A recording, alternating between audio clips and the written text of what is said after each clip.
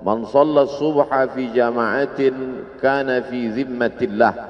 Siapa yang salat subuh berjamaah, maka dia dalam tanggungan Allah, dalam tanggung jawab Allah, dalam perlindungan Allah.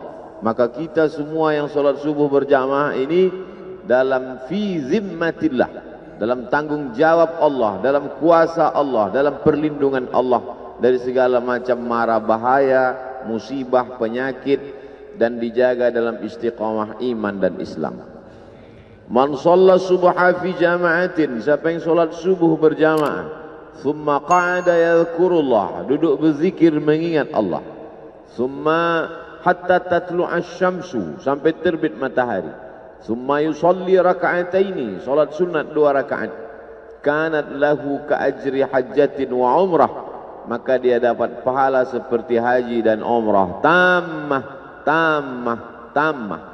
Diriwayatkan oleh Imam Abu Isa ibni Sawrah At-Tirmidzi dalam kitab yang masyhur disebut Sunan At-Tirmidzi, tapi disebut juga nama lain kitabnya sama, Jami' At-Tirmidzi. Disebut dia Jami' karena di dalamnya ada aqidah, ada syariah, ada akhlak. Disebut dia dengan Sunan karena di dalamnya ada sunnah. Kalau 1 sunnah, kalau 2 sunnatani, kalau 3 sunan. Sunan Abi Daud, Sunan Tirmidzi, Sunan Nasai, Sunan Ibni Majah, Sunan Ad-Darimi. Bedanya dengan Sunan Gunung Jati, kenapa disebut sunan? Karena kalau kita hormat, tangan kita disusun. Susun itu susunan, maka disebut sunan. Tidak ada hubungan. Yang satu sunnah, yang satu cara menghormati, sunan. Karena kalau ketemu tangan kita bersusun-susun menghormati, memuliakan dia. Begitu juga lah tangan saya susun memuliakan Abah Raud, para tuan-tuan guru, alim ulama, Amar, Adinda Amar, sahabat-sahabat semua, muslimin muslimat, insyaallah semua kita dalam ridha Allah Subhanahu wa taala. Saya diberi judul subuh ini, ayam mati di lumbung padi. Sepanjang saya ceramah baru inilah judul yang aneh. Ayam mati di lumbung padi. Jangan seperti ayam mati di lumbung padi. Itu pepatah orang Indonesia. Lumbung padi itu kalau pergi nanti ke Sumatera Barat, ada rumah seperti rumah adat di depan rumah, trangking namanya, itu tempat menyimpan padi. Supaya apa? Supaya nanti di musim paceklik, musim kemarau, sawah tidak tumbuh hijau, tidak terjadi kelaparan.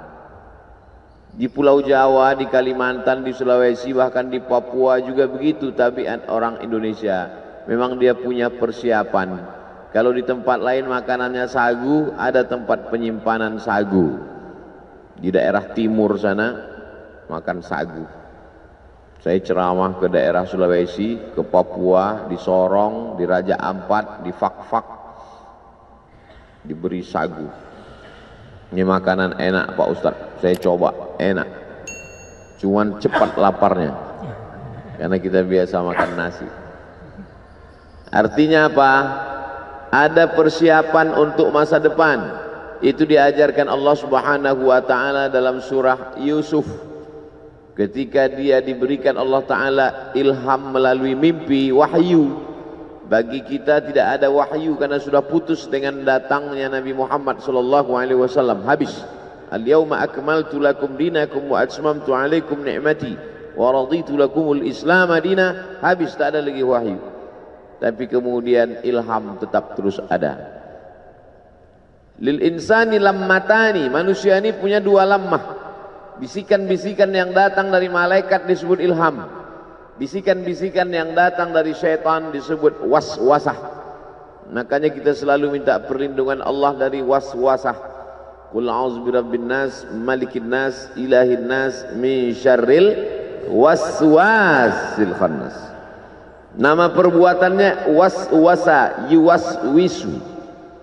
Perbuatannya waswasah, tempat dia berbisik. Alladzi waswisu fi sudur, di dada. Bagian yang sebelah mana?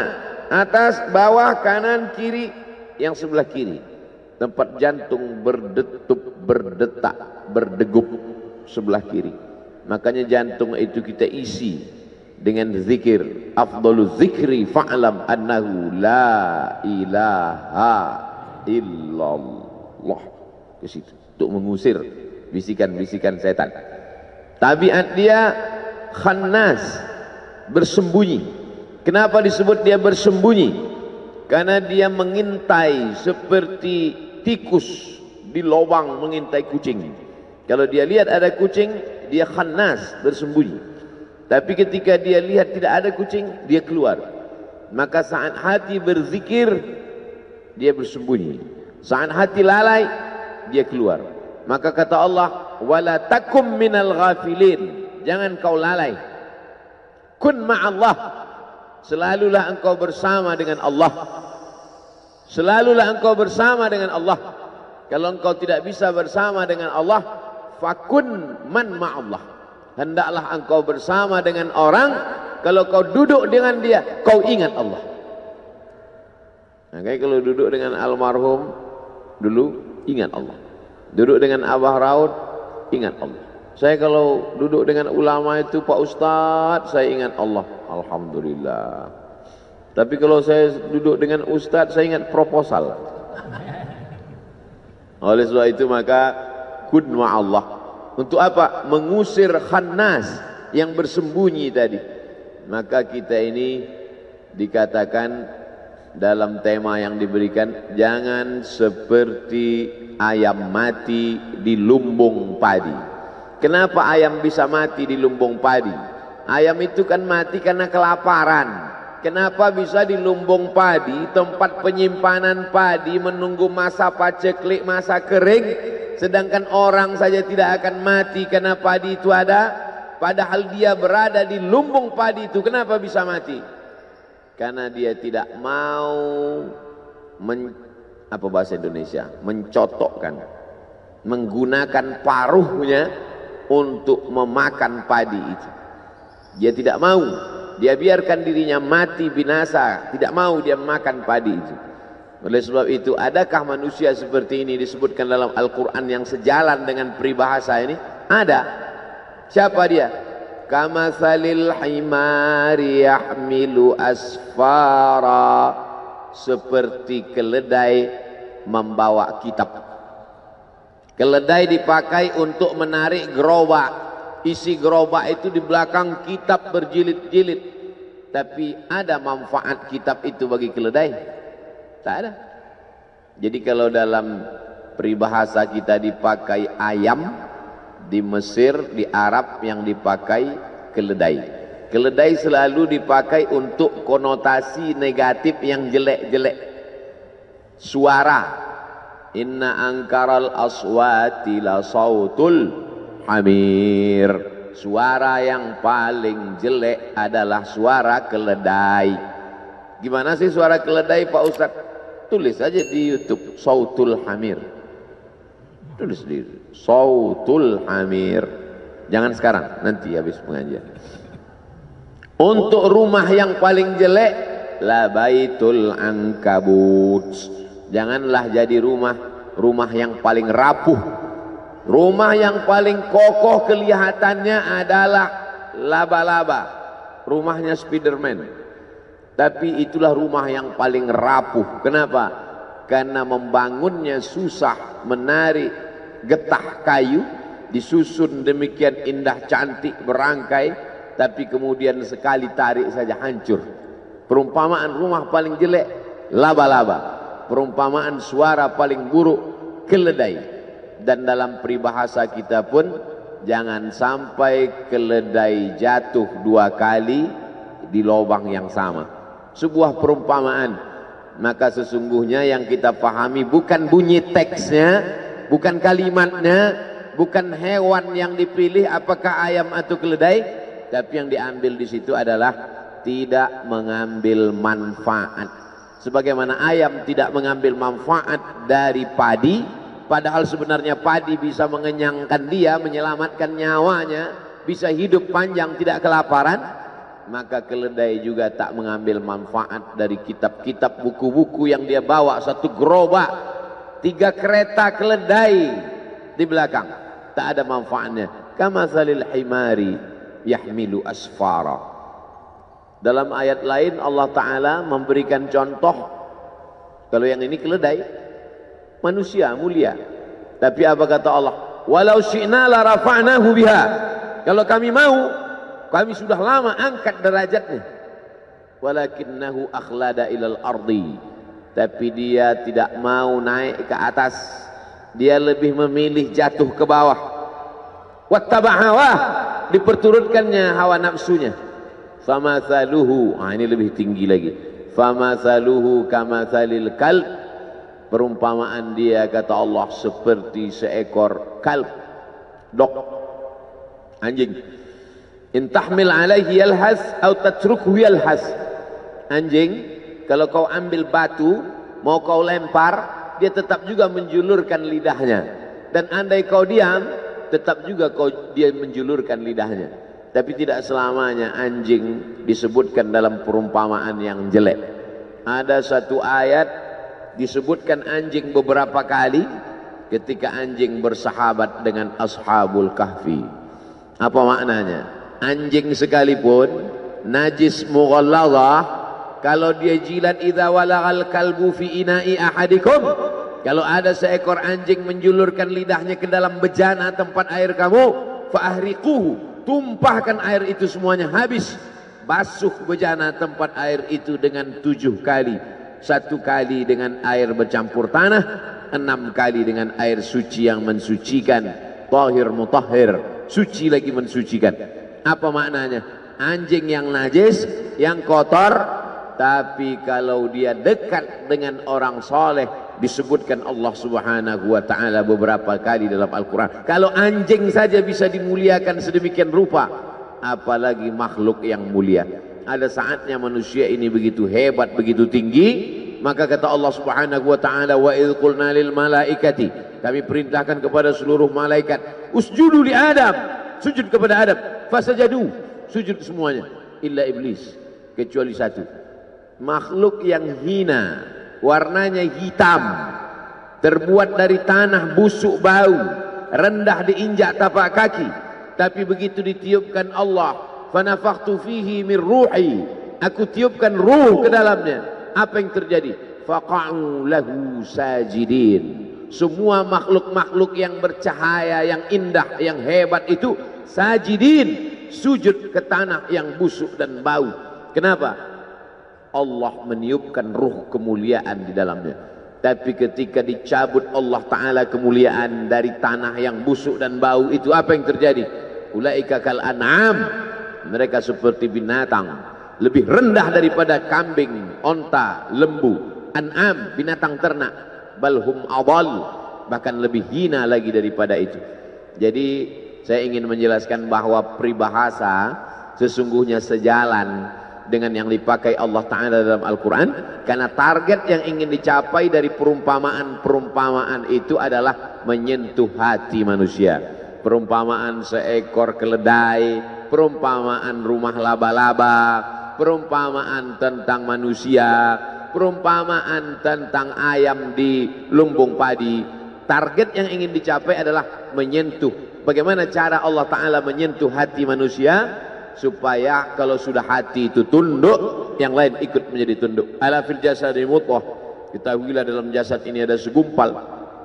Jika salahat salahal jasadu kulluh, kalau yang segumpal ini baik, yang lain ikut menjadi baik.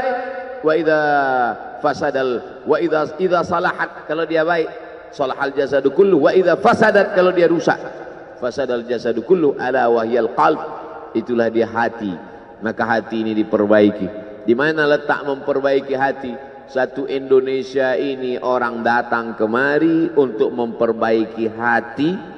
Disinilah lumbung padi itu, disinilah lumbung zikir itu, disinilah lumbung ilmu itu, disinilah tempat para penghafal Quran itu, disinilah tempat wali-wali Allah berkumpul. Tiba-tiba ada ayam kelaparan di lumbung padi. Pagi ini Abdul Somad datang kemari untuk mencari padi-padi karena jiwa yang kering, hati yang kosong hampa, berkumpul bersama orang-orang soleh. Idza marartum biriyadil jannah farta'u. Kalau kamu lewat di taman surga, kalau kamu lewat mampir singgah melalui taman surga, farta'u, makan minumlah kamu di taman itu. Kata sahabat, mana ada taman surga di dunia ya Rasulullah? Taman surga itu kan di akhirat. Kata Rasulullah, ada taman surga di dunia. Apa itu? Majalisul zikri, majelis zikir. Jangan sampai ayam mati di lumbung padi. Padi materi, benda, bisa mengenyangkan lambung ayam. Tapi yang kita maksud di sini kiasan bukan padi materi beras, bukan jagung, bukan sagu, bukan beras. Yang dimaksud apa? Yang mengenyangkan spiritual kita. Kalau anak tidak dikasih makan sarapan pagi, dia nanti akan makan makanan yang belum pasti, steril, pewarnanya pewarna tekstil. 3 hari tidak basi karena ternyata pakai pengawet. Bukan cuma pengawet itu mengawetkan makanan dia, dia awet sekalian. Gara-gara pengawet terlalu banyak. Maka orang tua yang khawatir anaknya jajan sembarangan di pinggir jalan, dikasih makanan. Ini materi, makanan ini materi, beras ini benda, sagu ini benda, jagung ini benda. Benda hanya bisa mengenyangkan benda. Materi beras, jagung, padi mengenyangkan lambung, karena lambung juga materi. Tapi jiwa manusia bukan materi. Ada zahir, ada batin, ada spiritual, ada material. Makanya selalu dalam sambutan kami berterima kasih kepada seluruh panitia yang sudah memberikan sumbangan material maupun spiritual. Sesungguhnya orang-orang barat yang mengikut filsafat wujudiyah, ada namanya filsafat wujudiyah. Wujud artinya ada. Dia hanya percaya pada sesuatu yang ada di depan mata. Apakah Abdul Somad itu ada? Ada. Kenapa dia ada? Karena bisa dilihat mata, bisa ditangkap dengan panca indera, bisa disentuh dengan tangan. Maka Abdul Somad itu ada. Adakah ruh Abdul Somad? Ruhnya tidak ada. Karena ruh tidak bisa dilihat mata, tidak bisa disentuh tangan, tidak bisa diraba, ditangkap dengan panca indera. Maka tidak ada. Filsafat itu disebut dengan filsafat wujudiyah. Bahasa Inggrisnya materialism. Diambil dari kata materi, benda. Maka kalau tidak nampak, tidak ada. Malaikat kiraman katibin, tidak ada. Raqib dan atid, tidak ada. Alam barzah, tidak ada. Sorga, tidak ada. Karena tak dilihat oleh mata. Puncaknya adalah Tuhan, tidak ada. Maka lahirlah generasi-generasi ateis. A, tidak ada. T, Tuhan. Is, keyakinan. Ateis, keyakinan yang meyakini bahwa Tuhan tidak ada. Tapi aneh bin ajaib, ketika dia mau mati kecelakaan, dia minta tolong, dia tulis SOS, save our soul, selamatkan jiwa kami. Katanya tidak percaya kepada yang gaib, tapi dia minta selamatkan, save our soul. Mestinya kalau tidak percaya kepada jiwa, tidak percaya kepada roh, tidak SOS, SOB, save our body. Dan dalam lagu kebangsaan Indonesia kita nyatakan, kami percaya kepada yang zahir dan batin. Indonesia Raya, bangunlah jiwanya dulu dibangun, barulah bangun badannya. Maka membangun badan ini nomor 2. Tapi kalau kita tonton TV, iklan yang paling banyak itu membangun jiwa atau membangun badan? Membangun badan. Cobalah tonton TV, ambil kertas, bawa pena. dari jam 6 pagi sampai jam 6 sore nanti tonton. Kasih, ambil kertas, garis di tengah, buat membangun jiwanya, membangun badannya. Berapa yang membangun jiwa, berapa membangun badan. Air ini membangun jiwa, membangun badan. Membangun badan. Dia materi. Maka materi hanya bisa menyelesaikan masalah materi. Masalah materi mana yang mau diselesaikan dengan materi ini? Materi ini. Materi mana yang bisa diselesaikan dengan sarapan?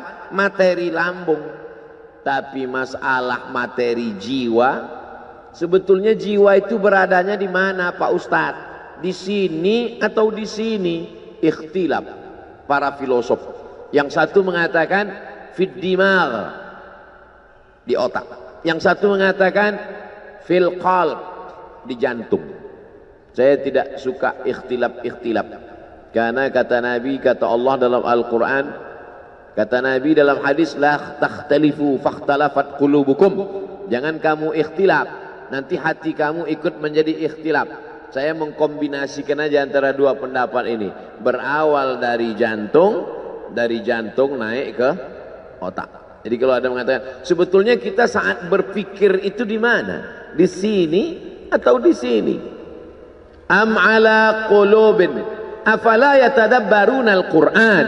Mengapa mereka tidak merenungkan Al-Quran? Am ala qulubin aqfaluha? Atau hati mereka terkunci? Kalau begitu berpikir itu di hati katanya. Ini dalil mereka yang mengatakan bahwa letaknya itu yang gaib itu letaknya di hati. Dan banyak sekali hadis-hadis mengatakan di hati. Tapi banyak orang selalu mengatakan, marilah kita berpikir. Pernah nggak orang ngomong, marilah kita berpikir?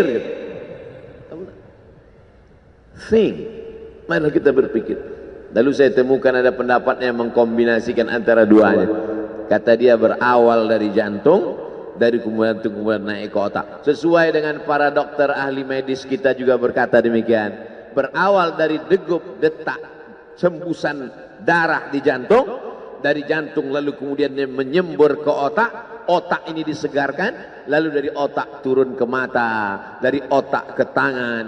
Makanya orang kalau sudah bermasalah otaknya, makan otak-otak. Kalau sudah bermasalah di otak, akhirnya bermasalah di lain.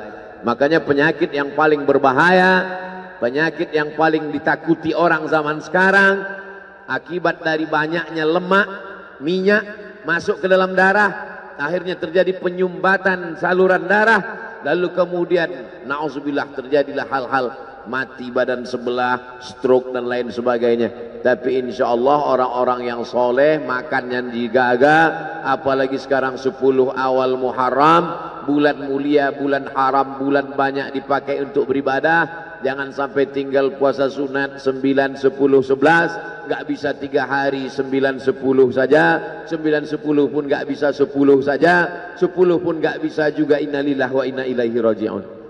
Lalu kemudian kalau dipakai teori-teori Nabi Sallallahu Alaihi Wasallam, Nabi itu berbuat itu bukan mengikuti analisa akal, tidak pula mengikuti hati, tapi dibantah Allah itu semua. Wa ma yantiqu 'anil hawa in huwa illa wahyun yuha, wahyu dari Allah Subhanahu wa taala. Maka sesungguhnya saya ingin menjelaskan, materi hanya bisa menyelesaikan masalah materi. Materi hanya bisa menyelesaikan masalah materi. Sedangkan yang dimaksud dengan non materi, membaca Quran, zikir, duduk dengan orang-orang soleh, pengajian, tasbih, tahmid, takbir, solawat, majelis ilmu, itu adalah menyelesaikan non materi. Makanya kita Islam ini diajarkan keseimbangan. Jangan kau angkat suaramu tinggi-tinggi. La tarfa'u aswatakum fawqa sautin nabi. Jangan kau angkat suaramu melebihi suara Nabi.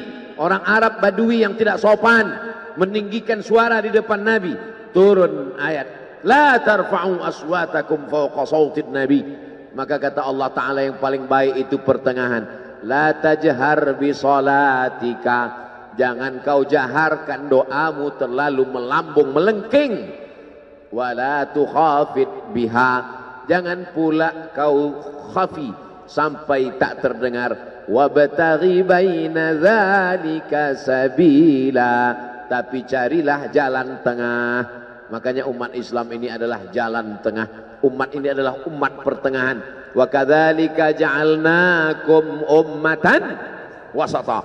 Yang satu mengatakan Nabi Isa itu dinaikkan ke atas terlalu tinggi.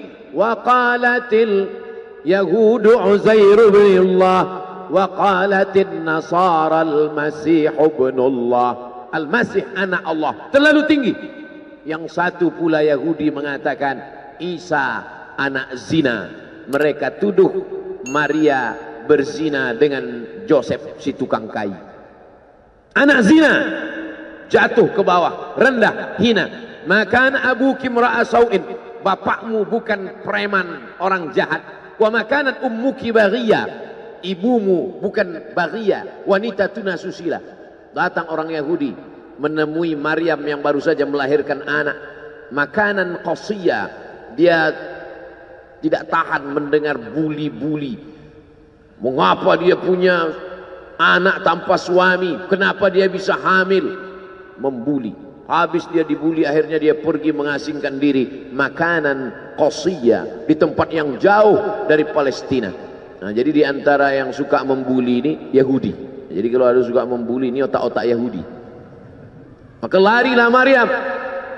Jadi kalau mau belajar dari bagaimana Maryam dibuli orang, bagaimana cara dia, pergi lari. Kita sekarang kalau dibuli orang nggak perlu lari, cukup matikan handphone. Lalu kemudian dasar pembuli, orang sudah lari, ternyata mereka datang ke sana. Mereka datangi langsung. Apa kata mereka? Makanat abuki, makana abuki mra'a sau'in, bapakmu bukan orang jahat. Wa makanat ummuki baghiyah, ibumu bukan wanita tuna susila. Titik. Kalau ayat itu dilanjutkan tidak layak menjadi kitab suci. Bapakmu bukan preman tengik, ibumu bukan wanita tuna susila. Kalau dilanjutkan, mengapa kau punya anak hasil zina? Apa yang dilakukan Maryam? Tarkul jawabi alal jahili jawabun. Tidak menjawab orang yang jahil, itulah jawabannya. Tidak menjawab orang jahil, itulah jawabannya. Apa yang dilakukan Maryam? Fa'asyarat ilaih. Maryam cukup menunjuk anaknya. Isa yang terbaring, sesosok bayi. Fa'asyarat ilaih. Maryam menunjuk anak. Kata Maryam, bayangkan tiba-tiba kalau datang orang sedang membuli. Kenapa kamu bisa hamil gak punya suami? Bapakmu bukan orang jahat, ibumu juga bukan wanita tuna susila. Kenapa kamu bisa punya anak haram? Oh, makin marah dia. Apa kata mereka? Kaifa nukallimu man kana fil mahdi sabiyya? Kaifa nukallimu man kana fil mahdi sabiyya? Kamu suruh kami bicara dengan anak kecil ini. Bagaimana kami bisa bicara dengan anak ini? Disitulah Allah Ta'ala menunjukkan mukjizatnya, seimbang antara zahir dan batin. Yang dilakukan oleh Maryam itu adalah zahir, menunjuk anak. Tapi yang dilakukan Allah adalah batin. Islam mengajarkan seimbang antara zahir dan batin. Jangan orang hanya batin saja. Innallaha la yanzuru ila ajsamikum. Allah tidak melihat bentuk fisik tubuh kamu. Wala ila suwarikum. Allah tak melihat rupa wajah kamu. Walakin yanzuru ila qulubikum. Yang dilihat Allah itu batin kamu. Gara-gara ini santri-santri tak mandi pagi. Kamu kenapa matanya? Allah hanya melihat hati kita, Pak Ustaz.